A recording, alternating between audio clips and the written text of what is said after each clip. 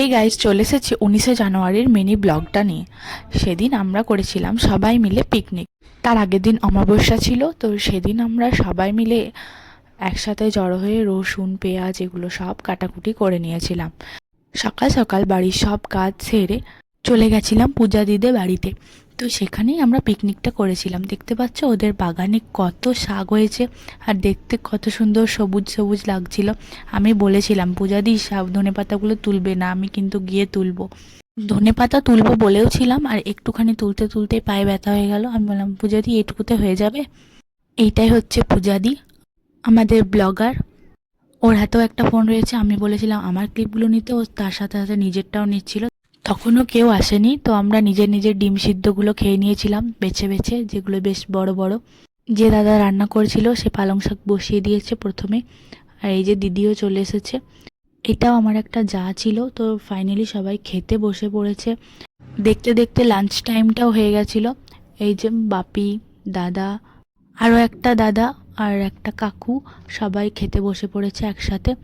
বাচ্চাদের খাওয়াটা এদের থেকে আগেই হয়ে গেছিলো। পরিবেশনে ছিলাম আমি, ভূমি, মামা, পূজাদি, দুই মাইমা, কেউ বাদ ছিল না। বলতে গেলে প্রায় সবাই পরিবেশন করেছে। এই যে জিজু, দিদিভাই আরও খেতে বসে গেছে। দিদিভাই আবার বাড়ি যাবে, তাই তাড়াতাড়িও খেয়ে নিয়েছিল।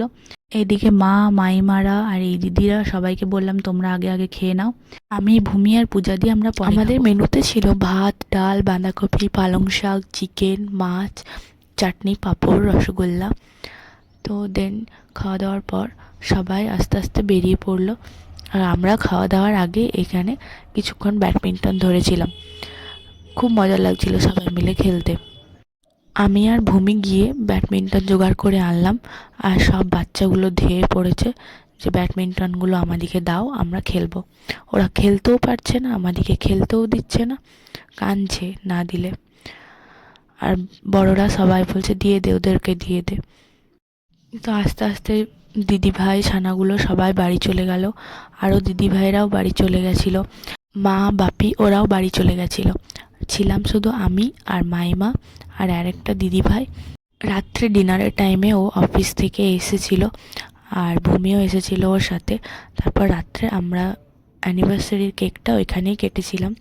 তো এই বছরের অ্যানিভার্সারির দিনটা খুব মজাভাবে কেটেছিল সবারই সাথে সারাদিন। তো আমরা খুব মজা করেছিলাম সেই দিনটা। তো ব্লগটা এখানে শেষ করছি। ব্লগটা যদি ভালো লেগে থাকে একটা লাইক আর কমেন্ট করে দিও।